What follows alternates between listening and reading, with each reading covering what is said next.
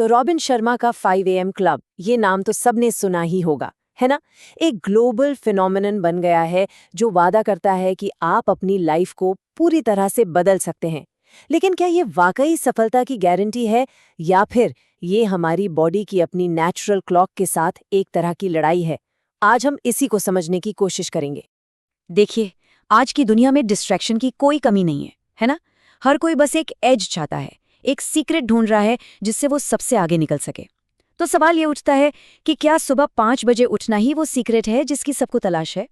तो आज हम क्या क्या देखने वाले हैं। पहले तो समझेंगे कि ये 5 बजे का इतना क्रेज क्यों है, फिर इसके विक्ट्री आवर फॉर्मूला को डिकोड करेंगे, आदत बनाने के पीछे की साइकोलॉजी जानेंगे, और फिर एक मजेदार ट्विस्ट कि क्या हमारी बायोलॉजी इसके लिए बनी भी है या नहीं। आखिर में हम देखेंगे कि इससे हम क्या सीख सकते हैं। तो चलिए शुरू करते हैं। आखिर ऐसा क्या है सुबह 5 बजे में, क्यों लोग इसके पीछे दीवाने हैं? एक सीधी सी वजह है, हमारी आज की डिजिटल दुनिया। हर तरफ शोर, नोटिफिकेशंस, ऐसे में फोकस करना लगभग नामुमकिन सा हो गया है। तो एक स्ट्रक्चर्ड सुबह का आइडिया काफी अपीलिंग लगता है। और यहीं पर एंट्री होती है लीडरशिप गुरु रॉबिन शर्मा की किताब द 5 AM क्लब की। अब देखिए, ये सिर्फ जल्दी उठने के बारे में नहीं है, ये एक पूरा का पूरा सिस्टम है, एक फ्रेमवर्क जो कहता है कि सुबह का वो शांत वक्त जब दुनिया सो रही होती है, तब हमारी विल पावर अपने पीक पर होती है और डिस्ट्रैक्शंस जीरो। और उनकी फिलॉसफी का निचोड़ इस एक लाइन में है, विश्व स्तरीयता वहीं से शुरू होती है जहां आराम खत्म होता है। मतलब साफ है, ग्रोथ के लिए कंफर्ट जोन से तो बाहर निकलना ही पड़ेगा, चाहे वो सुबह 5 बजे गर्म बिस्तर छोड़ने की बात ही क्यों ना हो। ठीक है, फिलॉसफी तो समझ आ गई, लेकिन असल में ये काम कैसे करता है?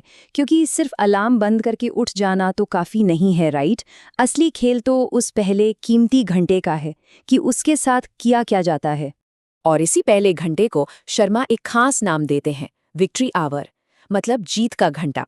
ये सुबह 5 से 6 बजे का टाइम है, जिसे 3 हिस्सों में बांटा गया है ताकि बॉडी, माइंड और सोल तीनों को ऑप्टिमाइज किया जा सके। और इसका कोर है 20-20-20 फॉर्मूला। बहुत सिंपल है। पहले 20 मिनट यानी 5 से 5:20 तक मूव, मतलब कोई इंटेंस एक्सरसाइज जिससे पसीना आए। फिर अगले 20 मिनट रिफ्लेक्ट, इसमें आप जर्नलिंग कर सकते हैं, मेडिटेशन कर सकते हैं, अपने दिन को प्लान कर सकते हैं। और आखिर के 20 मिनट ग्रो, यानी कुछ नया सीखना, कोई किताब पढ़ना, पॉडकास्ट सुनना। और मजे की बात यह है कि इस फॉर्मूले के पीछे सॉलिड साइंस है। जब आप मूव करते हैं यानी कसरत करते हैं, तो बॉडी में कॉर्टिसोल, जो कि एक स्ट्रेस हार्मोन है, वो कम होता है, और BDNF नाम का एक प्रोटीन रिलीज होता है जो ब्रेन सेल्स के लिए, आप समझ लीजिए, एक सुपरफूड जैसा है। फिर रिफ्लेक्ट करने से हम अपने दिन को सही दिशा देते हैं, और ग्रोथ से तो खैर हम हर दिन बेहतर बनते ही हैं। ठीक है, ये रूटीन सुनने में तो बड़ा पावरफुल लग रहा है, लेकिन इसे आदत कैसे बनाया जाए, ये तो काफी मुश्किल लगता है। इसके लिए भी शर्मा एक बहुत स्पेसिफिक तरीका बताते हैं, और वो मैजिक नंबर है 66।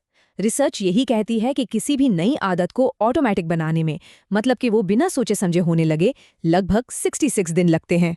और ये 66 दिन की जर्नी भी 3 स्टेज में बनती है। पहले 22 दिन है डिस्ट्रैक्शन यानी विनाश के। ये सबसे मुश्किल फेज है, जहां पुरानी आदतें टूटती हैं और बॉडी पूरा विरोध करती है। फिर अगले 22 दिन है इंस्टॉलेशन के।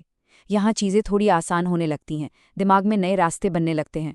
और आखिर के 22 दिन है इंटीग्रेशन के, जहाँ ये आदत आपका नया नॉर्मल बन जाती है, आपकी पहचान का हिस्सा।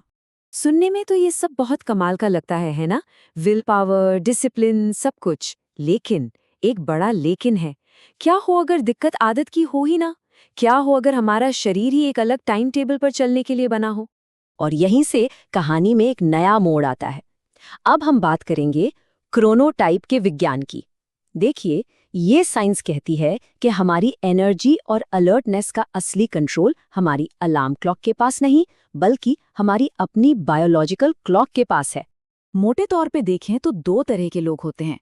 एक होते हैं मॉर्निंग लॉक्स, यानी वो लोग जो सुबह जल्दी उठते हैं और एकदम फ्रेश महसूस करते हैं। और दूसरे होते हैं नाइट आउल्स, जिन्हें एनर्जी ही देर रात को आती है। और ये कोई चॉइस या आदत की बात नहीं है, ये काफी हद तक हमारे जीन्स में लिखा होता है। तो सोचिए, जब किसी नाइट आउल को रोज सुबह जल्दी उठकर ऑफिस जाना पड़ता है तो क्या होता है? इसी मिसमैच को कहते हैं सोशल जेट लैग। और इसका असर सिर्फ थकान नहीं है।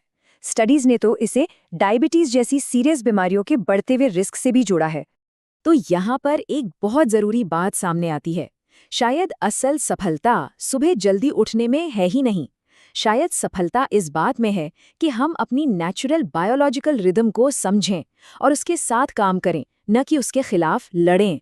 तो अब सवाल ये है कि इन दो अलग अलग आइडियाज़ को हम एक साथ कैसे देखें? एक तरफ है एक पावरफुल प्रोडक्टिविटी का फॉर्मूला और दूसरी तरफ है हमारी बायोलॉजी की सच्चाई। ये टकराव बिल्कुल साफ है ना? 5 AM क्लब कहता है कि सबके लिए एक ही रूटीन है बेस्ट परफॉर्मेंस का, जबकि बायोलॉजी कहती है कि हर किसी का पीक परफॉर्मेंस का टाइम अलग अलग होता है। एक तरफ विल पावर की बात है तो दूसरी तरफ ये चेतावनी कि अपनी बॉडी की नेचुरल क्लॉक के खिलाफ जाना हेल्थ और प्रोडक्टिविटी दोनों के लिए खराब हो सकता है। तो शायद असली सबक घड़ी देखने में नहीं, बल्कि इन बड़े सिद्धांतों को समझने में है। सबसे पहले इंटेंशनैलिटी, मतलब ग्रोथ के लिए बिना किसी डिस्ट्रैक्शन के खास समय निकालना। फिर रूटीन, चाहे समय कोई भी हो, डिसिप्लिन बनाने के लिए कंसिस्टेंसी जरूरी है। और सबसे जरूरी सेल्फ अवेयरनेस, ये समझना कि हमारा अपना क्रोनोटाइप क्या है और फिर अपने शेड्यूल को अपनी बायोलॉजी के साथ अलाइन करना, उसके खिलाफ नहीं। और अपनी नेचुरल रिदम को पता लगाने का एक बहुत ही सिंपल तरीका है। जब भी छुट्टियां हो या वीकेंड हो तो बिना अलार्म के सोकर उठें और बस नोटिस करें कि आपकी नींद कब खुलती है और आप दिन में सबसे ज़्यादा एनर्जेटिक कब महसूस करते हैं। यहीं से आपको अपने बॉडी क्लॉक का अंदाज़ा लगना शुरू हो जाएगा। तो आखिर में हम बस इस एक सवाल पर आकर रुकते हैं, चाहे सुबह 5 बजे हो या रात के 10। असली सवाल ये है, जो रूटीन हम फॉलो कर रहे हैं, क्या वो हमारे लिए बना है? क्या वो हमारी यूनिक बायोलॉजी की रिस्पेक्ट करता है? या हम सिर्फ एक ऐसी घड़ी के पीछे भाग रहे हैं जो शायद हमारे लिए बनी ही नहीं थी? सोचने वाली बात है।